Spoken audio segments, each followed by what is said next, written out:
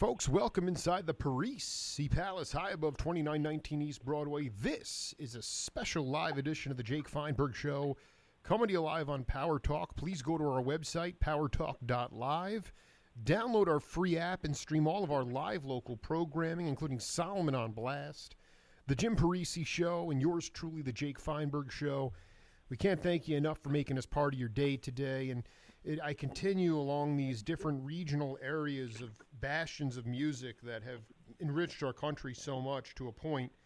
You wonder, though, looking back on it, as these artists who I've been interviewing paint on their palette, when they truly look at themselves in the mirror, when they look at the ocean and they look at the ripples in the water, have they made a dent? Have they expanded consciousness for themselves and generations after them? These are questions that remain unanswered, but truly authentic artists are always thinking about these kinds of things, and we're going to dig a little bit deeper today with a legendary musician, a very humble cat, somebody who always remembers to keep both feet on the ground and knows that the music is always above any one individual. Peter Albin, welcome to the Jake Feinberg Show. Yeah. Hi, Jake, and hello out there. Hey, man. Great to hear your voice, brother. Hey, it's good to make contact with you and all those thousands of people out there. Wow. Yeah, legions. I wanted to... Legions. We have a game on this program called Name That Voice, and I want you to take a listen to this, and then also the content, and then we'll come back and talk about it, okay? Okay. I was leaving with Ralph Mathis, an old buddy of mine, brother of Johnny Mathis, and we were going out from my house where I lived on Central Street in the 8th District, and downstairs in the basement, the king and queen of Reno, these beatnik king and queen of Reno, were having a big celebration, and we stopped in and said hi. They had asked us to, and there was Lord Buckley, man, reading in front of a jazz band. It was a staggering moment for me. Dave Getz, the drum. Can you name that voice? Hello there. Can you name that voice? Yeah, I think it's Marty Ballin. Beautiful work, Albin. That is exactly what it was. Back from January 31st of last year, Marty Ballin and I engaged in a duel.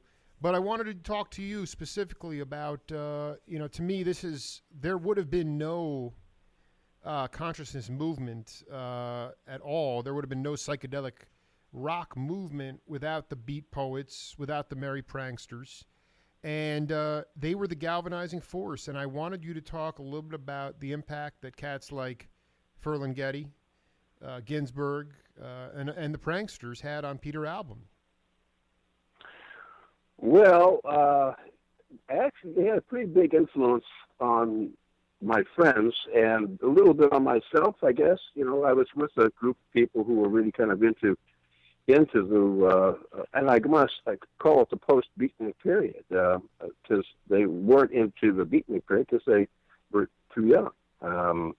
So it was these people, there's a guy named George Howell who was a friend of my brother's who was, I guess you'd call it a post-beatnik. And, the beats, we call these young kids who went to North Beach to see them and to experience the beatnik culture. Young hipsters, so they called them hippies instead of post-beatnik personalities.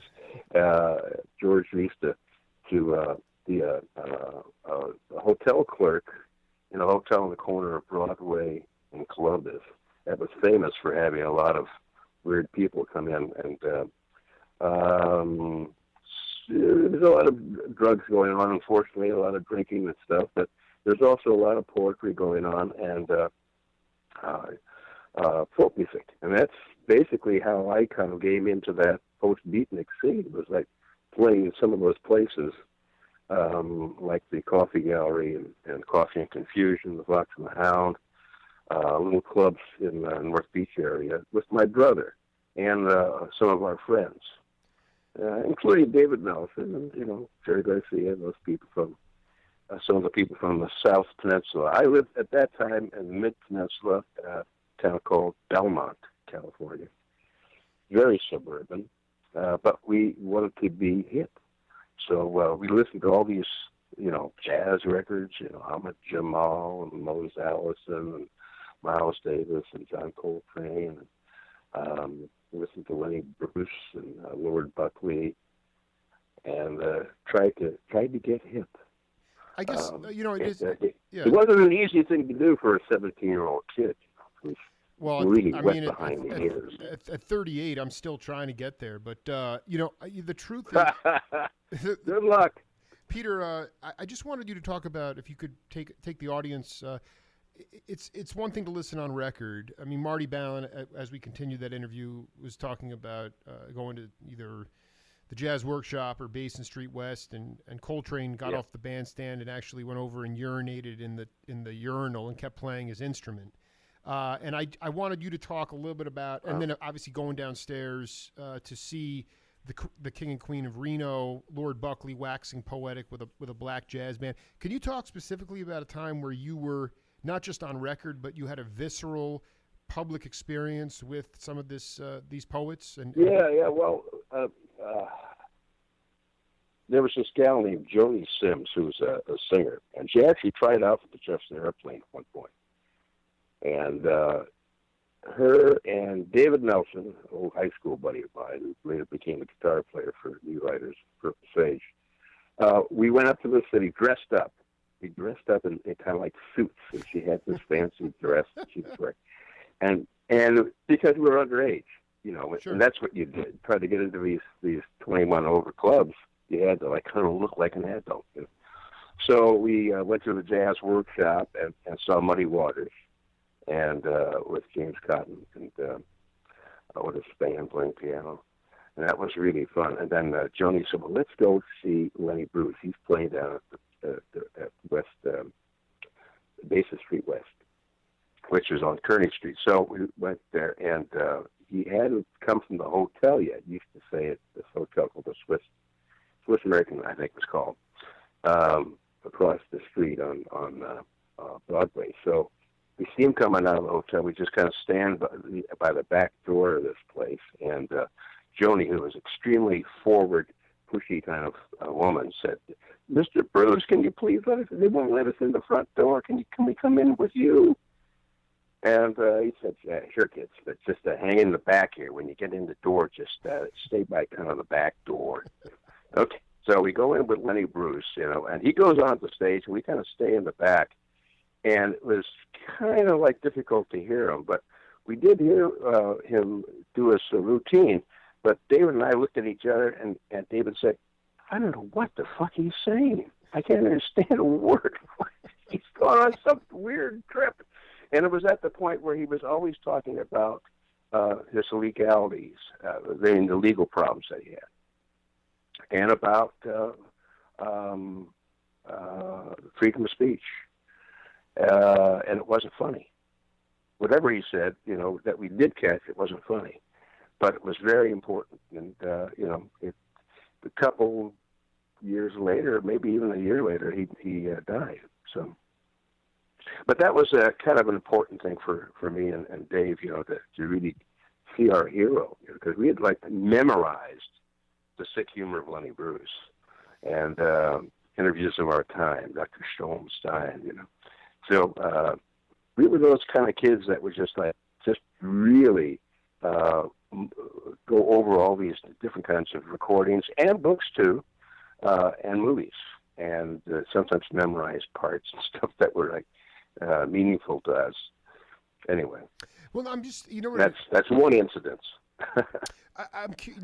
That's great. I mean, you knew it was important, or you knew it was not funny, because why? Even though you didn't understand the content, how did you know that it was not funny? And because nobody was laughing, or because you understood? Yeah, no one was laughing. He was just going on, and we could catch a certain, phrases and sentences every once in a while.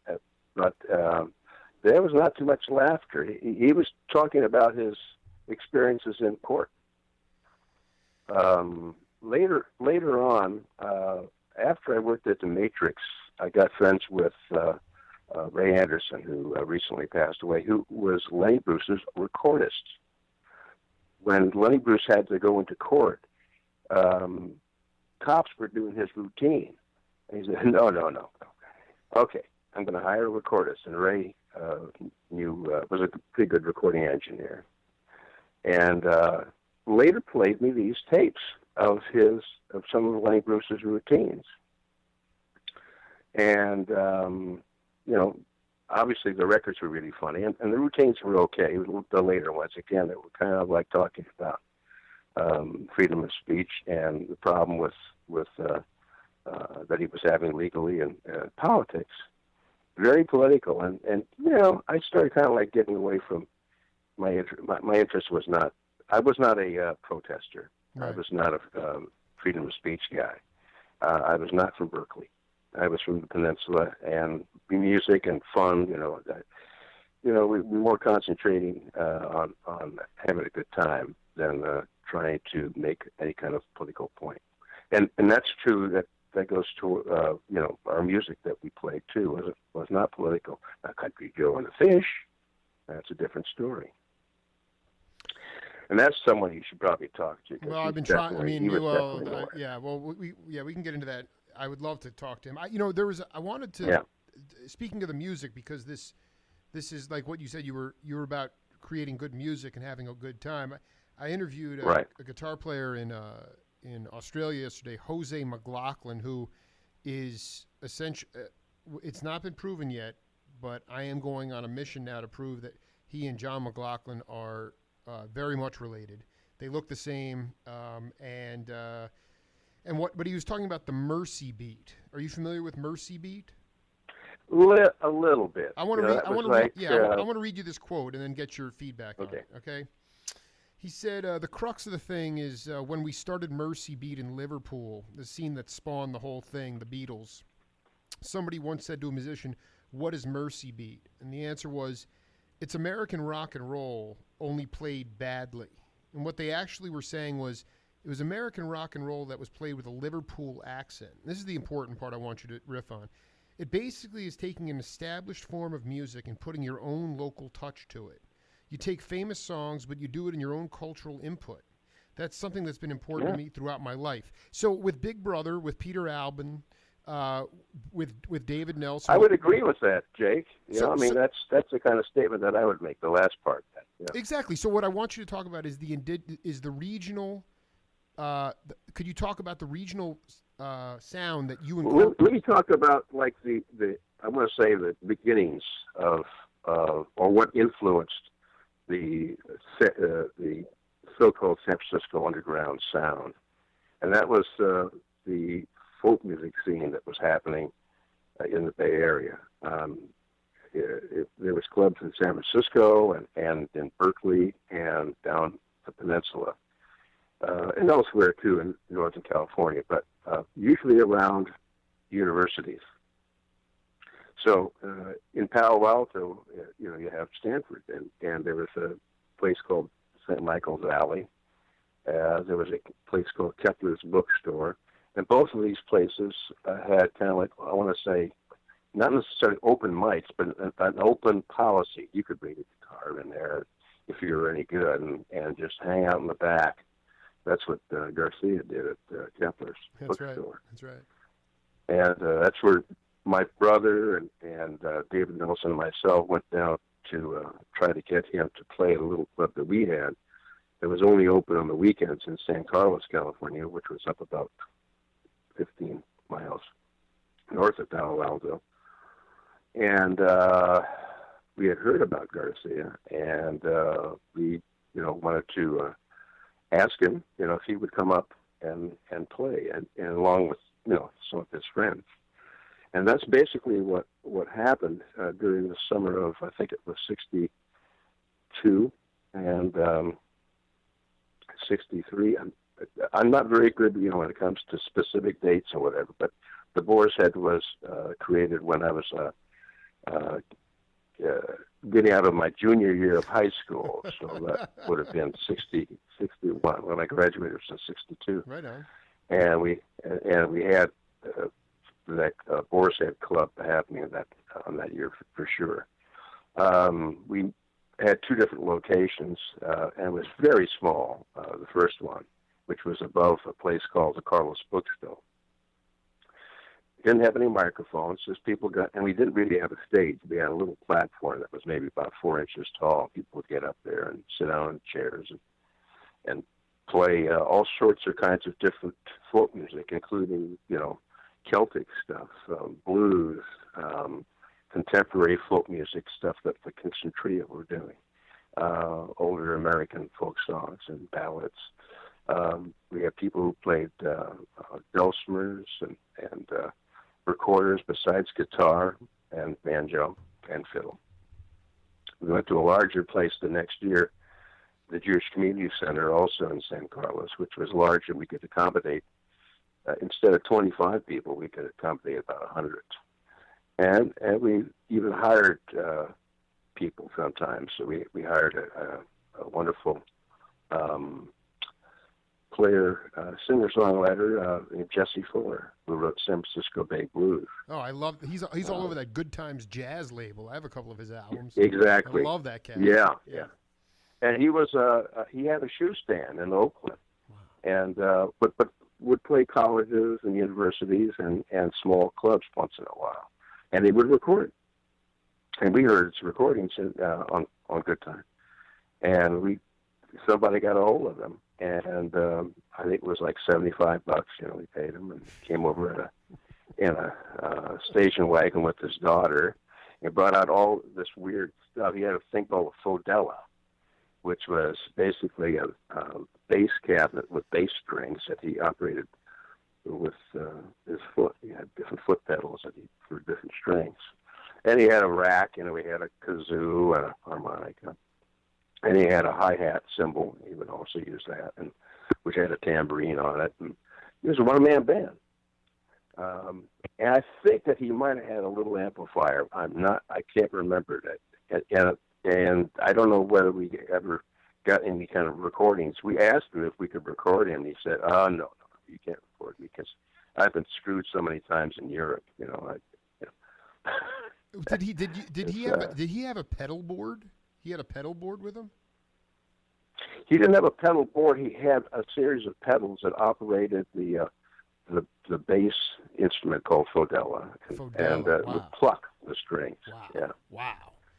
So Fodella as in foot-della, kind of thing. Weird instrument. And I've never seen anything like that since. We had him at a folk music festival. I started going to college at San Mateo, and we had 2 folk music festivals, and the second one we had hired Jesse Fuller. He not only brought all the stuff and played, but he also got up and started doing buck dancing, which was, I'd never seen that before. Yeah, very, very entertaining guy. I saw Les McCann did a tune called Harlem Buck Dance. What is a buck dance? I don't even know what that is. That's a good question. I don't know specifically how to describe buck dancing, but I know that it happens a lot in the southern festivals. Sure. David Nelson, who went on the road, and played a lot of these bluegrass festivals, he said, if I see another buck dancer, I'm going to puke. They're all over the place. Because they're kind of corny, But seeing Jesse Fuller do it for the first time, I was enthralled. I said, wow, this guy's playing guitar, playing harmonica, and dancing at the same time. It was quite fun. Going back to the Jose McLaughlin quote about Mercy Beat. So in essence, you guys were. You couldn't really play jazz. You weren't beboppers. You were acoustic. No. You were acoustic musicians, and you wanted to write songs that had meaning. So you'd say that there was a infusion. Well, Jake, I don't know about that. Initially, we were playing other people's songs. Later on, we started writing. When we started becoming rock bands with some sort of a message, then there were some message songs that were written. But initially, it was folk rock. It was old folk music, and that's why I agree with McLaughlin. We took these old folk songs, which had been modernized by groups like the Gateway Singers and Kingston Trio, and we kind of we changed them a little bit and put a beat behind them and incorporated them in some of the earlier shows that the Big Brother had, and for sure the Grateful Dead. But the Grateful Dead, more than other bands, had an experience with rock and roll, because they played at pizza parlors and various places when they were known as the Warlocks. They were kind of a cover band, and they even Garcia early on, before the Warlocks, played with a couple of guys that used to play at the Boar's Head, Bob Pritigan and Troy Weidenheimer, who was a guitar instructor and played electric guitar. They played at the frat parties at Stanford. Wow. Where are these? And someone said, "These, my God." Yeah, and someone said early on, Garcia had in San Francisco when he was 15 or 16 had played electric guitar and rock and roll. Now, I don't know about that. You'd have to have somebody who was there. But I don't. Wait, are these? I do know that he played electric, music early on. So I'm just going to go back here. I want to just break all this stuff down. Yeah. So here, Peter Albin is indigenous. You're a Peninsula cat, but still from that area. I'm a Peninsula guy. Yeah, Yeah. you're a Peninsula. Well, I was born in San Francisco, but I was raised down the Peninsula, suburbia plus. It's very nice. Right, exactly. So if you the regionalism of San Francisco was a huge amount of Southern black influence that moved out from World War II because there was a lot of jobs. You had the acid tests, which again we're jumping ahead to the mid '60s, but it was acid. It was black Southern people migrating out there, and it was. And I'm leaving out a lot of stuff here, but the beatnik scene, beats, the alternative poetry and stuff, because it was very modern poetry and prose that was being done in all over, actually, New York and Chicago, San Francisco. But there was a big scene in North Beach, and the City Lights bookstore, which is kind of like the focal point, and that's still in existence. And Ferlinghetti is still alive. He's 90-something. He's 97. I'm still trying to track him down. I got another audio clip here. I think you're going to chuckle a little bit because you kind of. Oh, okay. We'll get into Make it. me laugh. All right, here we go. And that's when I think the year before that, 60, is when Pete Albin came to me in a class at Carlmont. We both went to the same high school. And he said, my brother got a guitar, went to Mexico and got a guitar, want to come over and play it. See, I hadn't played guitar since my childhood when I took steel guitar lessons, and I just wanted to quit that. I got real good and did recitals and everything, but I didn't want to do that music, and because it was before rock and roll and everything. Sure. But anyway, what I'm saying is I went over there. I visited the Albins, Pete Albin and his older brother Rodney, who has passed away now. And Rodney has this idea of we'll get our own little beatnik cabaret kind of a scene, because he got Mr. Houchins at the bookstore to give us the top floor of the bookstore every Tuesday and Thursday night that summer. And so we went up there upstairs and turned the bookcase down on the floor upside down and put a rug over it. That was our stage. Got one of those RCA hand grenade microphones, and that was the mic and a Bogan amplifier and some speakers, and we were in business. And we went down to Kepler's and asked some of the beatniks down there. We said, can you come up and play? Because some of them were musicians and stuff. And so me and Peter looking through the books, and there's this hairy guy playing at a table. And you could get a cup of espresso at the bookstore and sit down at a table. And he's playing a 12-string, and he's just hair from here to here, and Rodney says, that's Jerry Garcia, And Wow. Rodney had asked me to bring my banjo. I didn't know why, but he just said, get your banjo. And so I went, no, hey. And Rodney's got me sitting in front of Jerry Garcia with a banjo. And Garcia's looking at me and, well, can you play it? And I played my little thing. And he said, oh, that's very pretty. and then Rodney talked him into coming up and playing at what we called the Boar's Head, that upstairs at Houchin's bookstore. And so that, to me, is the beginning of the whole scene. And it was a collection of beatniks, poetry readers, folk singers, people who would just get up and sing a song. You know, Hunter was in the ROTC at the time, and he came and sang something with somebody, and he had his army boots on and like that, you know, and it was...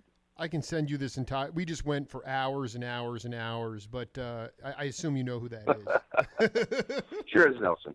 Nelson, yeah, that was... But, I don't remember the microphone, though. I don't remember the microphone. October of 2016, David and I, part one of our interview, and here's the... I want you to relate this directly to the evolution of your music and Big Brother. Is what he said to me was in '65 with the Grateful Dead, so many times Garcia would like when the Warlocks were going on, they'd be playing these venues, and the promoters would say, "Hey Jerry, can you just play this one tune? It's really popular and everybody really likes it a lot, and everyone's going to dance, and it's and at that point the Dead were really only doing one kind of instrumental jam, long stretched out jam. It wasn't like they had turned into the Grateful Dead at that point. And the people kept pleading, Jerry, please do some popular music. And he kept saying, what's the point? Why? Why? Why? And he kept fighting it. And Nelson was saying he was sitting with Steve Parrish behind the amps at a show. And when the Dead were playing their original stuff, the audience would be leaving in droves. Okay, and Nelson's like, look at them, they're leaving in droves, and they were like almost chuckling about it, because over time, what the point he was making was, Garcia and the Dead ultimately created a whole new following of their own.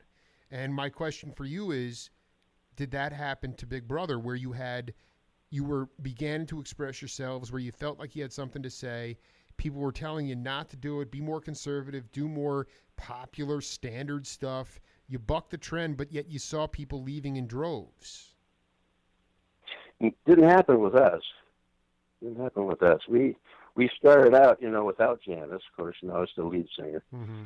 And we started out doing a lot of kind of experimental type songs, and things that would feature James Gurley, who was basically the star of the band, not me or Sam, Andrew, and we had a drummer named Chuck Jones. He was the first drummer before David Getz, and he was an okay drummer, but we basically just let James kind of do his thing. And so we'd start some songs, and it would go on like for about 7 or 8 minutes, and then it would come back in with the vocal. We didn't have that experience where someone said, play a tune everybody can dance to. We just started out that way, very experimental. Our first gig was at a place called the Open Theater in Berkeley, and the second gig was the Trips Festival at Longshoremen's Hall. And so we had done some work with Ramon Sender from the Tape Music Center on the Visadero Street in San Francisco, and it was very famous for electronic music. There's also the West Bay or San Francisco studio for KPFA. They had a room there that they had performances, various kinds of performances there, mostly electronic type music. The Meme Troupe sometimes used the room. And there was Ann Halpern's Dance Center, which was next door. So it was a very creative center. And we plugged in, or at least James Gurley did, to what's called the Booklet machine. And that was one of the early synthesizers. Don Booklet. I need to get to that cat, man. Yeah. I love that. I'm obsessed with that cat, man. Yeah, I don't know where he is now. I think he's still alive, though. He is. Babs. And Ramon Sender changed his name, but Ramon is still around too, although he's changed his name. I don't know what it is, but and then Pauline Oliveras, who just recently passed away. Hard listening, deep listening. A beautiful cat. I know her very well.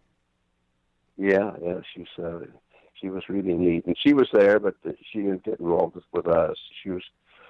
If she was there, she was in another studio, fooling around with these different machines. I mean, they had these weird keyboards that looked like tuning forks, and you make a connection with your fingers between these two times, and it would make a sound, and you could change it with these different dials and panels and stuff.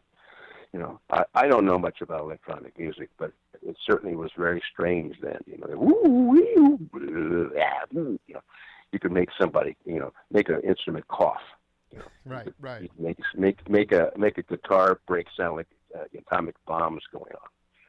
Strange stuff. And so that was before the Trips Festival. The weird thing was that when we got to the Trips Festival, Ramon and the tape music attendant was involved, but we didn't play through the machine. We just played a short set, and then we got off. Then we started playing, for Chet Helms, who took over the Family Dog production company. And I guess the rest is history, because we played almost every weekend at the Avalon or some other place. We didn't play at the Fillmore because, our manager being Chet Helms and one of the partners of the Family Dog was in competition with Bill Graham. Absolutely. I just actually initially they started out together as partners for a couple of weeks, but it didn't last. No, it's funny. I was just doing this. Do you know obviously you didn't play there, but it took people. I put up this quiz question because I just was transcribing this interview with a San Francisco psychedelic rock guitarist. Do you know the band that played the most gigs at the Fillmore West? No. The Sons of Champlin. Really? Yeah, wow. Terry Haggerty dropped that knowledge on me, but he was talking about Helms and the Family Dog being, you were probably pretty lit up, and you just kind of go with the flow there. With Graham, when you were performing for Graham, he took the choreography very seriously, expected you to be on top of things, so you had to be a little bit more in order. But, I wanted to talk to you about your experience. When I talked to Dave Getz, a genius like yourself, very, very articulate cat, great musician, he talked about the League for Internal Freedom. And I wanted to know about your experiences with Sandoz acid when it was legal, and how it expanded your consciousness to get to a point where you were really comfortable completely being an authentic musician. Well, you're asking the wrong person, because I only took acid twice. What was that experience like? Well, so voluntarily and once non-voluntarily. And that's a whole other story. It could be made into a play. I was the straight guy in the band, so I really tried not to get stoned. I didn't smoke much dope. I didn't do any pills. I didn't drink that much. And like I said, I only took acid once, really voluntarily. So I don't even know about what this league is. I've never heard of that. It was similar to medicinal marijuana. Now, if you have a doctor's card, in this case, you need as long as you go to this place, you get Sandoz acid.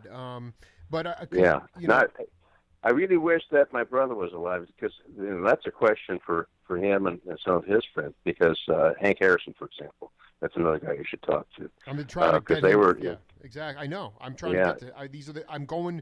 I've done it.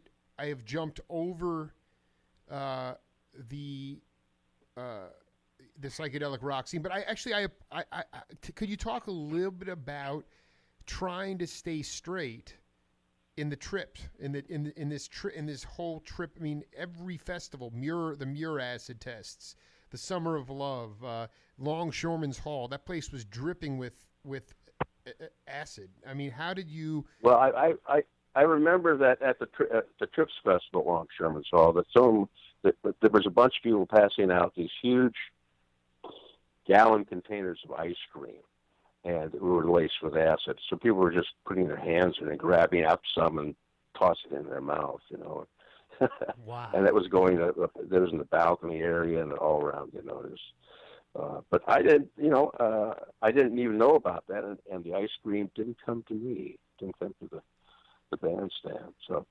Yeah, a lot of times, people would lace things. Did David tell you the story about Janice at the party No.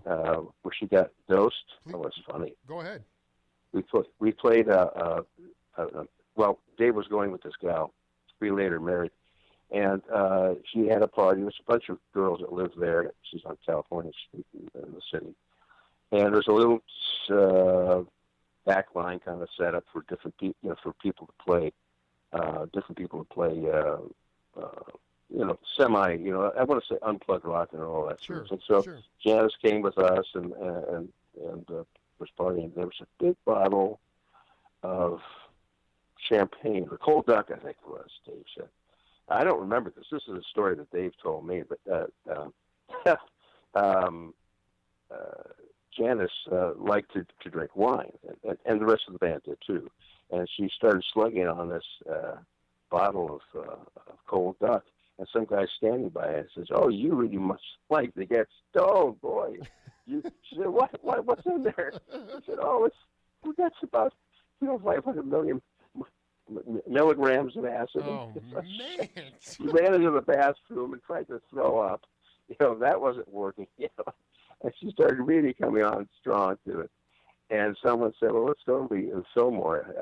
Otis Redding is playing there tonight." So she went over there, stoned on acid, and got turned on to Otis Redding. And we had a great time. I try to stay away from some of those things. Particularly at later Grateful Dead shows, if you went backstage, you didn't touch anything. Right. You never drank from an open container. Not even open container. They were guys that were injecting bottles of wine through the cork. So injecting bottles of wine careful. through the cork. This is very. Yeah. I mean, can you, as best you can, talk about? Oh, and rims of Coke cans. They just take acid and put it around the rims. Right. Well, I mean, when I talked to Garibaldi, David Garibaldi from Tower of Power, I've done about 3 interviews with him. Yeah. And he talked about their first record. They had a record distribution party at Mickey Hart's Ranch, and there was a big spread of food, and pretty soon he realized that everybody that was ingesting it was just tripping out of their mind, so he avoided it. I mean, to me, it seemed like, was that like a ha-ha joke thing? That's what I'm really also, considering that you were somebody who really stayed away from it. I always try to get to this idea of, with the pranksters especially, were they doing it to, was it sort of a prank, or was it always a kind of thing where it was like, because, Zane, I've interviewed the whole Kesey contingent for the most part, and they maintain that at the Watts Acid Trip Festival, there was always a clear delineation between this is the regular Kool-Aid, this is the spike Kool-Aid, but with the Dead, it was more like, hey, we're on our own adventure, and so if you're going to come back here, be prepared for anything. I mean, was there something a little bit? Was it all innocent? Well, I said, it was a negative to me. I didn't like that sort of thing happening to me or my friends, being dosed, and that was my second trip. I was kind of dosed in a sort of odd sort of way, but and I wound up in jail. Wow. To make a long story short. And Janice and her band, the Cosmic Blues Band, those guys got dosed at one of those shows, and she was really pissed. She just ran, she's just let them have it. The Dead musicians and the equipment guys, the roadies. And those basically were the guys that were doing this. It wasn't the musicians. Exactly. It was Parrish and Candelario and those cats. Ramrod. Ramrod. So, Peter, this is the crux of it, and you can relate this to Rodney, rest in peace, or whoever. I talked to a really amazing bass player, John B. Williams, and he was a cat played with was in Horace Silver's quintet with Benny Maupin and Billy Cobham back in '68, and that's just the tip of the iceberg. But in '76 he was Middle Eastern tour with Benny Carter, and the great Earl Palmer was on drums, and he bought a sitar in Pakistan, and he kept going to every country they went to. It was a goodwill tour. Lord knows I can't even imagine trying to do that today. But these jazz tours in the Middle East, and everywhere he went, he's like, I'm looking for a music book to teach me some chords on the sitar. I just want to find a music book. Where's a book? Where's a book? Yeah. And finally, somebody in Egypt said to him, "There is no book. Everything is passed down from teacher to student. That is the way it is in the motherland of Africa. That is the way it is in India." And frankly, I could be wrong here, but at least just taking the Grateful Dead, at least half the band weren't even trained musicians. So what I wanted to ask from you is how much of your musicianship came from just knowledge being passed down from teacher to student, brother to brother, because right now, all the learning, because of the lack of venues and the lack of any touring circuit, the vocabulary of all music is stifled in academia. It can't grow in the four walls of academia. You guys, can you talk about how much of the music was passed down to you? Well, of course, that's the folk tradition, as they say. Of course, is these different songs are passed down from taking decades to do so, and they're changing as they're being passed down, and the rock and rollers are the people who started playing folk rock did another change, on some of these songs. Take, for example, C.C. Ryder, I Know You Ryder. That was done by actually several bands. Right. And done initially, in the folk scene, with just probably guitar and voice, or sometimes, banjo. But anyway, they changed from group to group. We had a different version of that song than the Grateful Dead did, but I think even the Jefferson Airplane did a version of that song. So, just as an example, I want to say the method that we used, methods that we used to learn songs basically was by listening. Listening to records, listening to tapes, listening to other people perform. And a good example of this is, and you can probably, I don't know if Nelson talked about this when you interviewed him, but after he kind of took some lessons from my brother, he got into bluegrass music heavily, and there was this tape going around it was just the Clarence White tapes. So, I think a couple of them. Right. And that's how you'd learn how to play bluegrass. Someone would lend you these tapes, and you just would play them over and over and over again, and then try to play with them. And there wasn't any tablature, there wasn't any charts. You just had to listen, And as far as I'm concerned, that's one of the best ways of learning is by trying to figure something out by ear. What are they doing? Is that they going to a minor there? Is that, what is the changes there? You have to figure them out. That's the way that I learned. Although I did have a guitar instructor at first, just like Nelson had a lap steel. Lap steel, right. Or lap steel or pedal steel. I'm not sure which one he had. It's steel guitar. Teacher. I had a guy come to my house, smoking a big cigar, sitting by the piano, and said, "Okay, now you play a couple of notes here, and then you play the chords. Da da da da, jing jing jing jing, da da da da da da, jing jing." So I kind of learned how to play some standard stuff that way, and learned how to read charts, and also how to read music. I was also in boys choir and men's choir, and then a cappella choir in high school. So we had to learn how to read music. And it was all kind of relative, though. I couldn't tell you if this, what this note is. I mean, I don't have perfect pitch.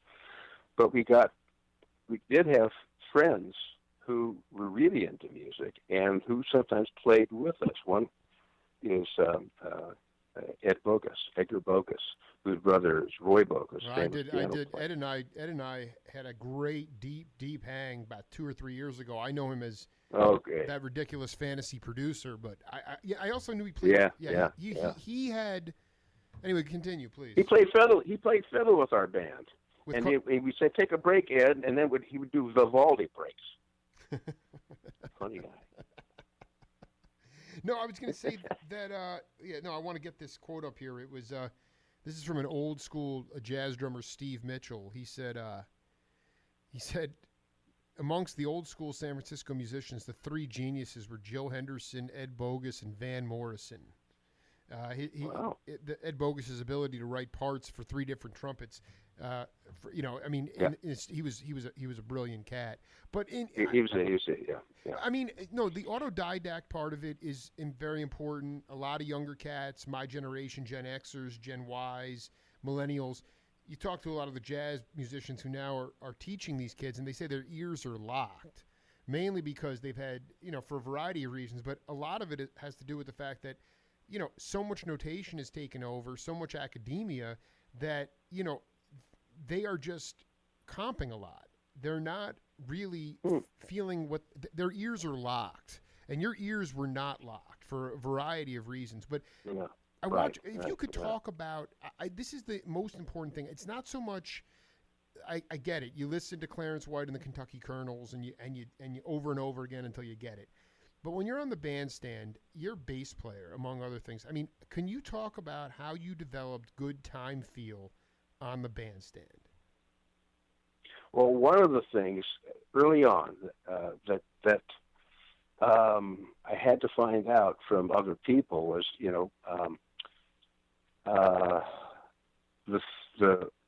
the notes I could figure out what to play in a particular part, but the feel along with the drummer, what should I do? So I asked Garcia. He said, listen to the kick drum. Listen to the kick drum and try to go along either with that or against that, counter that. Yeah. So I did that, and Dave and I have long been rhythm mates and have understanding. Sometimes I'll go off a little bit and do something that's a little bit different, but I really try to listen to what he's doing, not only on on his kick drum, but his toms, and his a lot of times his hi-hat is keeping the beat. So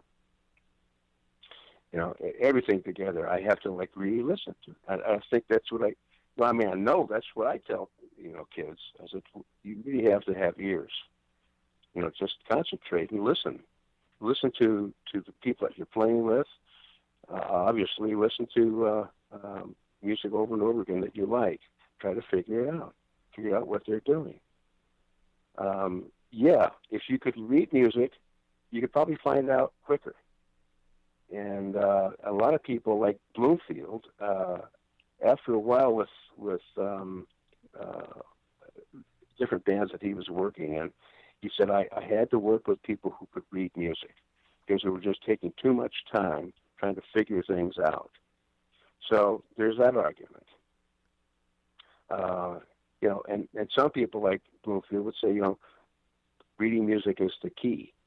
And I have seen big bands that I couldn't believe, like in the Valley.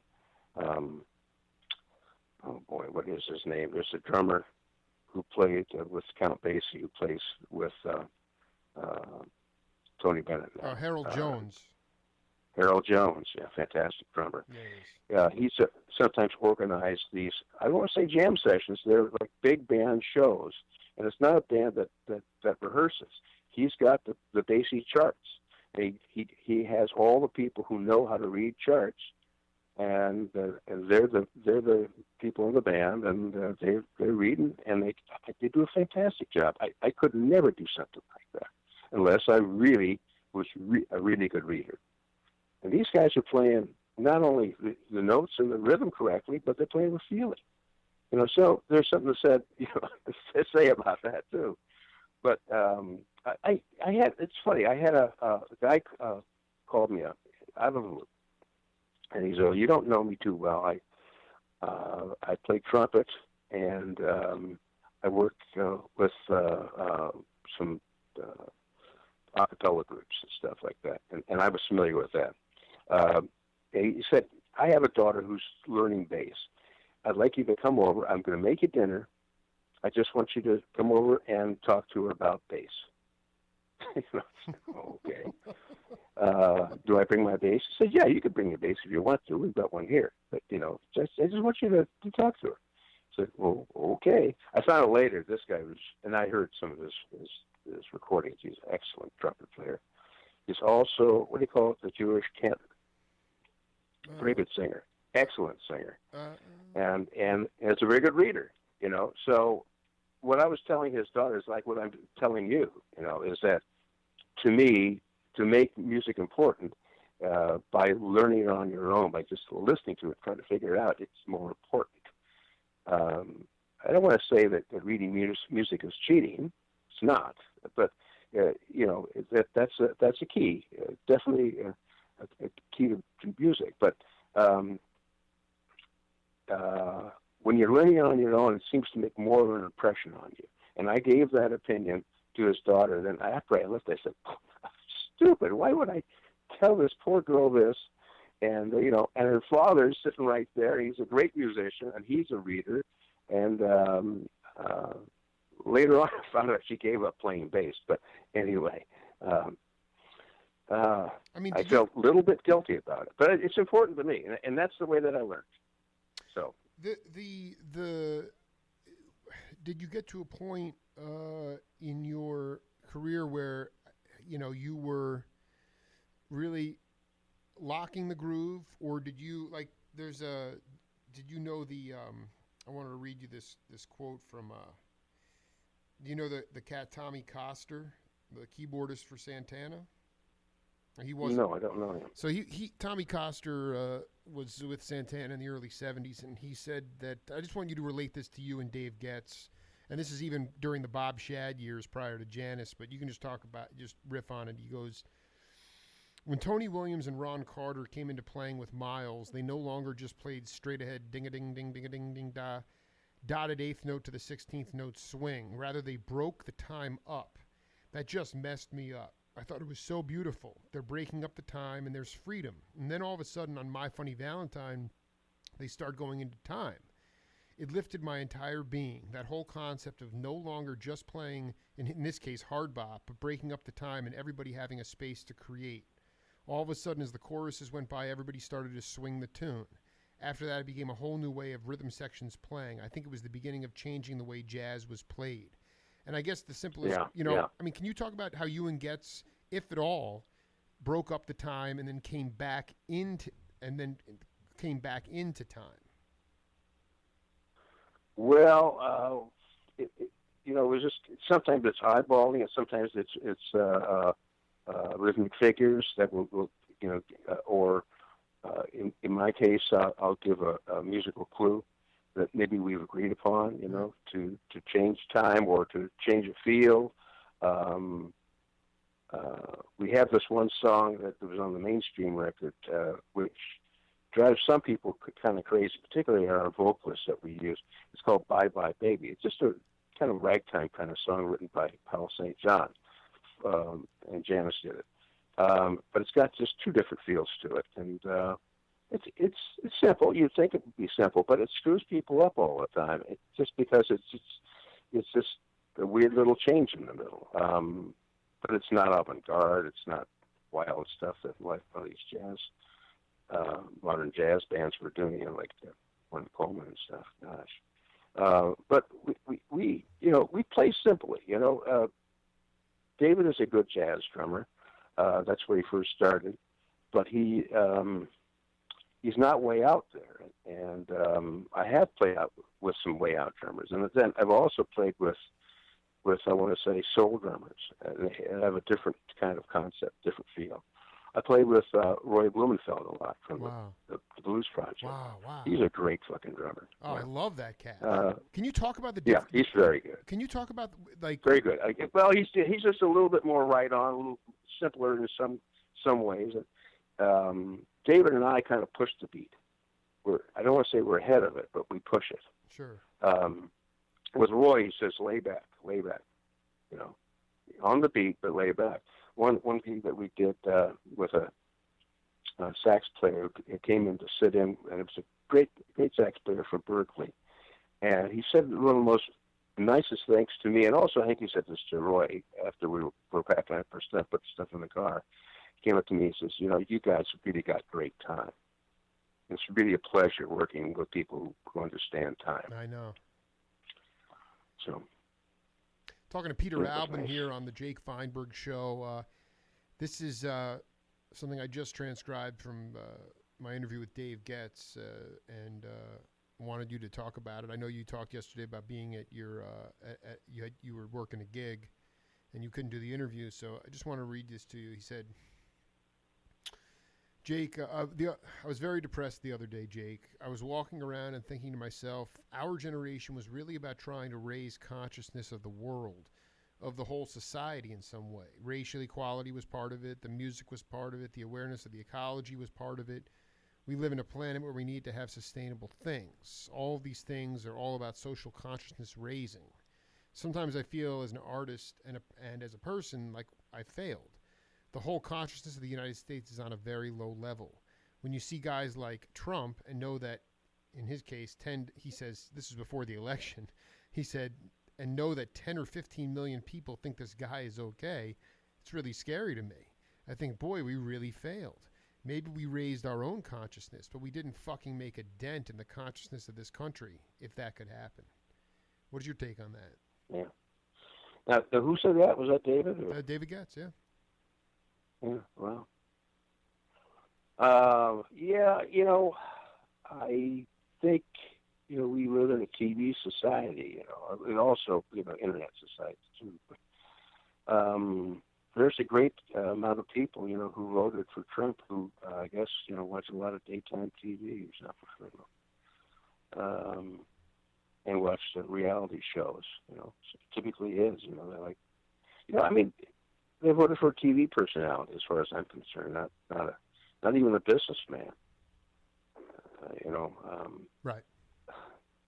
Anybody who really would go into his business career and knew that he had like about 4 or 5 bankruptcies, and you talk to his people who work with him, say he's not a very good CEO, but he's a good promoter. I guess You know, more to the point. anyway. Yeah, I you know, forget about the people that, you know, it is what it is. I'm more to the point of, even though, you know, we're talking about things that I think you can. Yeah, well, I know what you're talking about. What happened with that influence? You know, it kind of disappeared. Yeah. I don't think so. I really do think there's a great amount of people out there who kind of agree with what David said. You know, that this is you know, these concerns are important to us, and they were started in the '60s. Feminism and you know, gender things and the environment. All these things are really important. I think that the consciousness started then, and groups evolved. Of course, there was always, not always, but there was, you know, different societies and different groups that were already in existence. Zero population group is one that I belong to. You know, if we could just cut down the fucking population, we wouldn't have a lot of problems that we have. So, How do we do that, though? huh? How do we do that? Yeah. Pass out contraceptives to particularly to people in third world countries who don't know how to keep it in their pants or whatever. You know, I had a vasectomy really early on.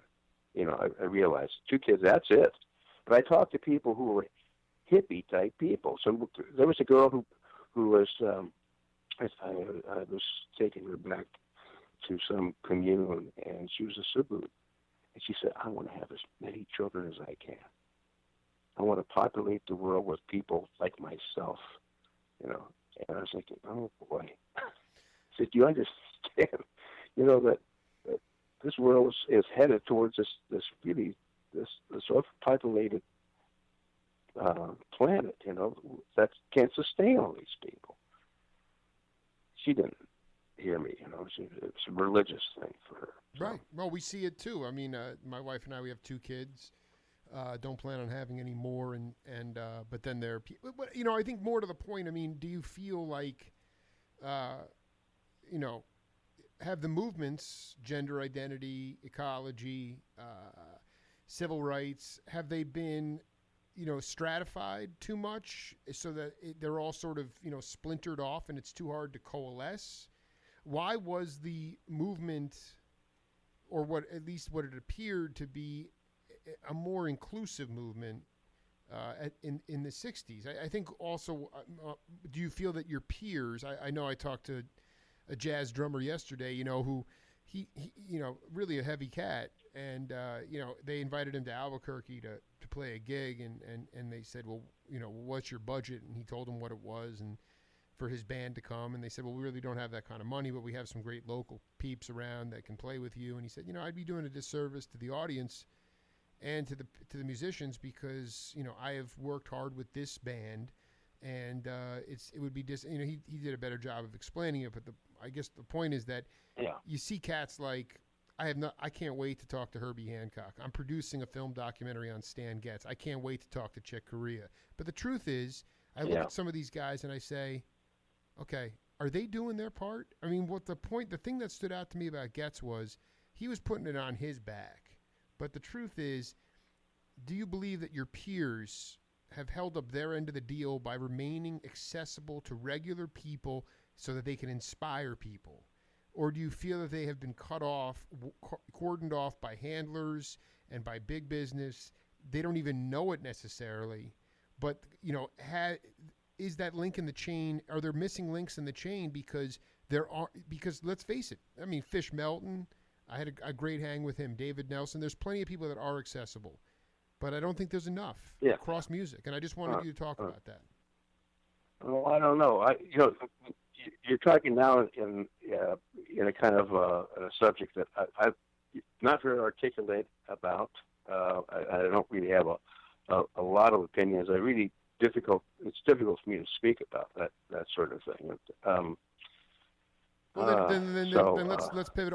Let's pivot off of it. I mean, my show was predicated on the 4 L's. So can you talk about Peter Albin's, the biggest tenets of leadership in your mind, especially on the bandstand? If you were trying to play in a group and develop and grow your ears and play some kind of spiritual music, what are the highest qualities of leadership for Peter Albin? Yeah. Well, and that's changed over the years. I used to really try to get the audience involved in, I want to say, physical response by even suggesting different kinds of exercises to do while the music is happening. That was many years ago. I gave that up because a musician should just play music and not tell people what to do. Wait, so you were on the bandstand telling them to sort of be in yogic state? Can you talk about that? Yeah, I was like a guru kind of guy, and I was saying, okay, everyone, take deep breath, talk, Wavy Gravy does that, Yeah, I know. Yeah. Inny, outy. I don't do that anymore, and I felt like that's not my responsibility. My responsibility is to play music that brings joy, and maybe a little bit of thought, to the audience, and entertains them. I'm not like Barry. I work with Barry all the time. Working with him this weekend, as a matter of fact. He's got definitely a lot of songs that have a lot of meaning, and he was on the back, flatbed trucks and marches a lot more than I was. He was very involved in that, and still is. I mean, he gave up music for a short while, becoming an attorney, and his specific goal was to help those legally who didn't have money, who had no idea how to get help. So he became a public defender. And he became a public defender of Yolo County. He had like 30 people working underneath him. One of the interesting things about that is that they started to cut the budget of that particular public defender's unit. And he said, no. I'll quit before you start firing people or having to cut my staff. I want my staff to continue, so I'm going to quit and let so my salary won't be included. So he continued to do some public defender work up in other different counties. I think he has now retired. For a long time. Yeah, I'd like you to find out. He was really strong about that. I mean, he really felt very strong, and he ran for judge. Right. In San Francisco. So is that morally, that's the kind of leadership? I mean, I guess what the other thing I'm trying to say is here's the thing. Again, I'm just as an example, we are like me and you are just, we could hang and verbally go back and forth, and you're dropping enlightenment and new information and promoting this stuff. But like when Coltrane first joined Miles, he used to go up to Miles and say, "What do you want me to play? What do you want me to play?" And Miles would just kept turning his back on him over and over again. And Dave Holland told me this story, the bassist, and he said, after a while, Train realized, Miles hired me to be myself. And Miles didn't have to tell him that. It was nonverbal bandstand communication in some form of leadership. So that's what I wanted you to riff on is okay. Yeah. Well, our band, when we get up on stage and play various songs that have various feelings to them, various meanings to them, various tempos, obviously. It's to different people in the audience. We've got some songs that'll bring people to cry, to tears. We've got some songs that hopefully will bring people onto the dance floor to move and groove, as they say. And we've got some songs that, I tell the audience sometimes, listen to the words in this one. And I won't say that for every song. I just say that for a couple of songs, because this one's pretty important. We've got a couple of songs I think that are important, but not necessarily politically, but emotionally. And a lot of times people just don't listen to the words. I'm terrible at that, to tell you the truth. I find it they're very difficult to listen to words. I have to listen to a record a couple of times, a song a couple of times, to figure out exactly what they're saying and what it means to me. But we have a song called "Hold Me," which when we first premiered it, it was down in Fresno, I think. Kathy Richardson, who was our singer then, sang the song and just put a lot of emotion into it. And it brought people to tears. It's just about, the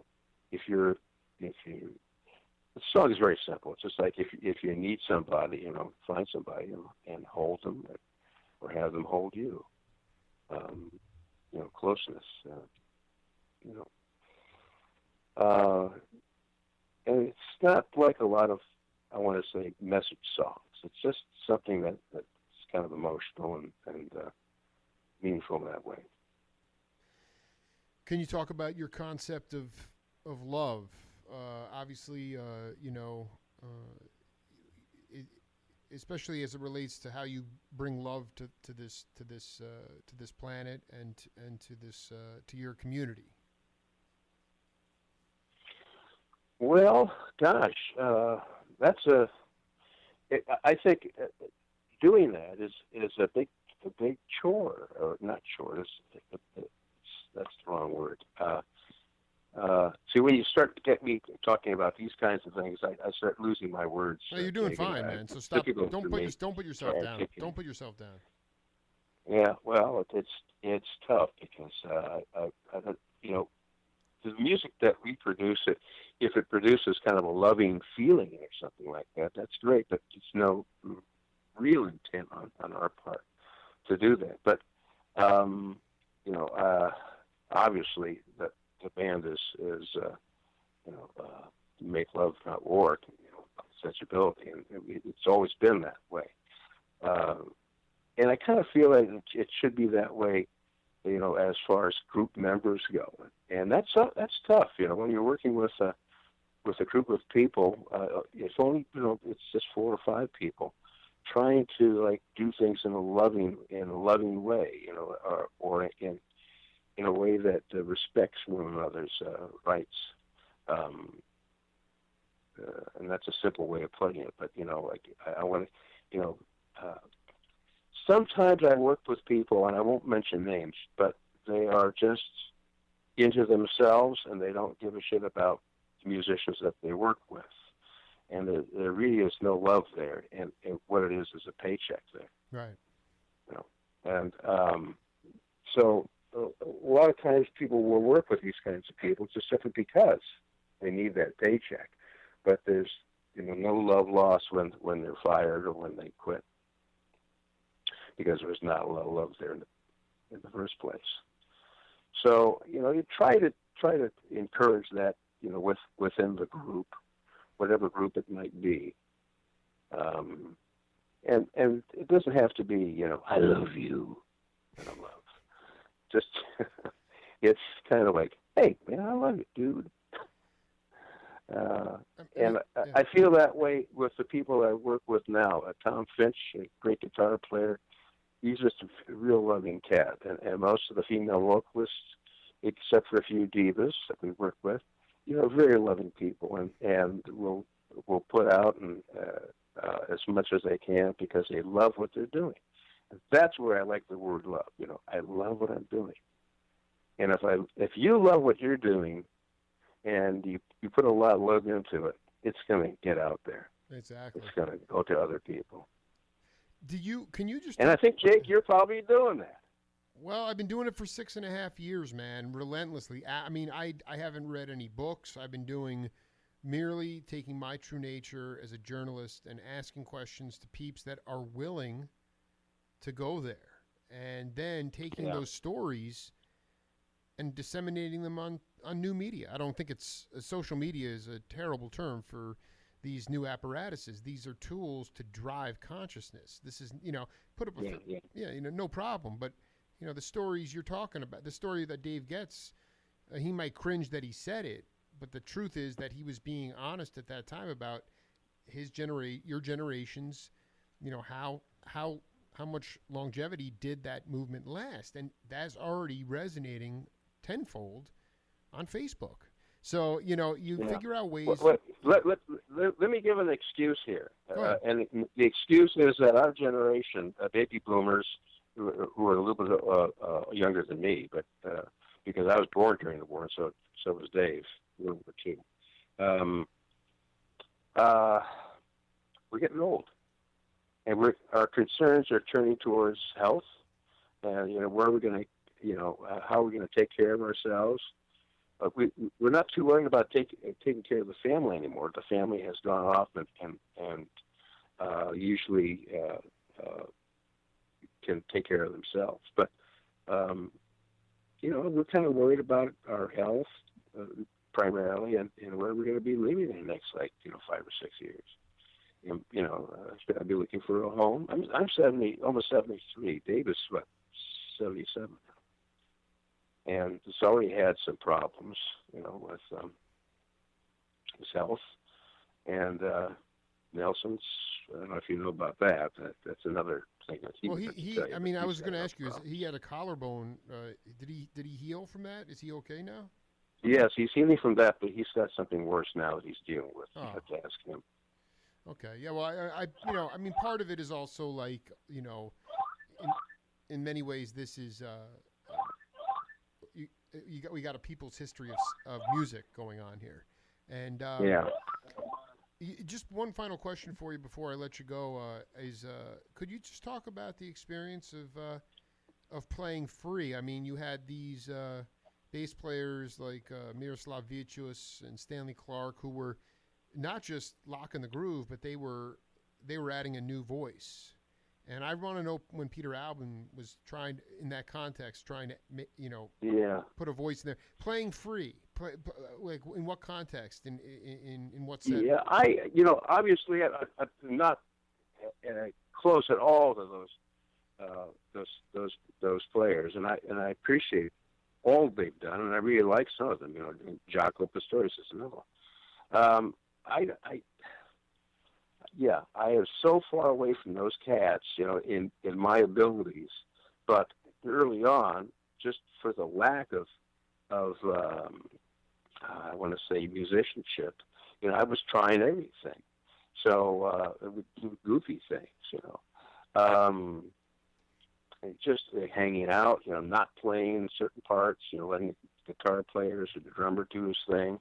We still do that once in a while. We have some solo type stuff that we do that is a little more free form, but not too much anymore. We try to stick to playing the songs. But early on, our experimentation was out there. I mean, we played a place called the Matrix a lot in San Francisco club that allowed that sort of thing to happen. And well, we just you know, we would invite people on stage and you know, do a lot of jamming. And I guess that was probably the most free-form type stuff that we would do, is invite people on stage and just invent things. Was that like you know, with Howard Wales and Bill Vitt and those cats? I mean, who was there with? Who were you on? Well, we had like David LaFlame and and Ed Bogus, you know, who were fantastic musicians. Let's see, who else? We invite the guitar players and drummers sometimes would take over. I remember Buddy Miles would just like go over to the drums and just like move his butt, and David would be off the seat, and there would be Buddy Miles playing drums, or Tim Davis from the Noted Blues Band. He did the same thing. He'd reach over. He's a big guy. Reach over, grab the sticks, just kind of like move Dave off the seat and take over. And then we had people jumping up on stage and playing harmonica and crazy stuff, you know. And of course, people coming up and dancing, you know, on stage. And of course, that's kind of the Grateful Dead thing too. So we were kind of like them in that sort of freedom. You know, we had people sitting in a lot. And later on, we actually, you know, when we got back together in '87, we kind of stopped doing that. I was in a group in the '80s called the Dinosaurs, and we welcomed the jammers. We had so many different people jam with us. It's unbelievable. I can't remember, you know, half of them. But all sorts of people just sat in with John Chipley and with Barry, and they liked that sort of thing. With Big Brother, we started out with like, let's just try to keep this not a jam band, but you know, let's focus on doing the old songs, updated and really good arrangements of them, and let's put some new material into the set, which we did. And we had all sorts of different kinds of interesting things. Some things worked, some things didn't. But we didn't have a lot of jammers. And Sam, who wanted to have a lot of people sit in and jam with us, I mean, I'd get horrible arguments with him about it because they would kind of like spoil our show.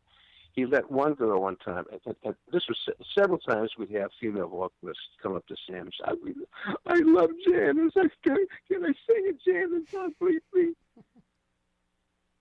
And one time these two guys said, you got to let this girl sing with you guys. She's a local favorite. And Sam said, okay, how about $50? You know, so these guys came out with $50. I'm having fun. And okay. My wife is reminding me that we've got some people working on our house here. Okay, yeah, we can wrap it up. Yeah. So this gal got up on the stage, and she was okay, you know. And so we went away with $50. Then one time that he got this young girl, her mother came up to sing. She said, "You've got to let my daughter sing a song." But the problem is that most of the songs that these singers wanted to sing were the popular songs that they, you know, that obviously they knew, like "Piece of My Heart" or "Me and Bobby McGee," which we would do once in a while. And our singers wanted to really do them. Well, when you let somebody sit in and do it, that you take that song away from the singer that you hired originally to do this. And this one girl, she started singing "Piece of My Heart," and it changed keys like 5 times. I couldn't fucking believe it. It was just like so horrible. And I said, "Sam, you can't do this anymore. No matter how many people, want to give you ad or give you money or pleading with you because they're mother-in-law, stop it. We can't do this." So we tried to not have people jam sitting with us. Peter. Anyway, I'll let you go. I'd love to do maybe a set 2 with you. In a couple of weeks. It was really had a ball talking to you, man. Well, Jake, it's been fun, man. Give me a ringy dingy, and we'll do this again. Say hi to Fish Melton for me this week and burn on the bandstand. All right. All right, we'll try to do that. All right, and man. Thank you to all the fans listening out there too. Yeah, I'll get you a copy of this later on. All right. Great, man. All right. Yeah. See you later. Later. Bye-bye. Bye-bye. And just another one in the bank here, Peter Albin, legendary bassist from Big Brother and Country Joe and the Fish. And that's a wrap for now. We're going to be back tomorrow with John Tropea. In the meantime, we're going to rejoin the Jim Parisi Show.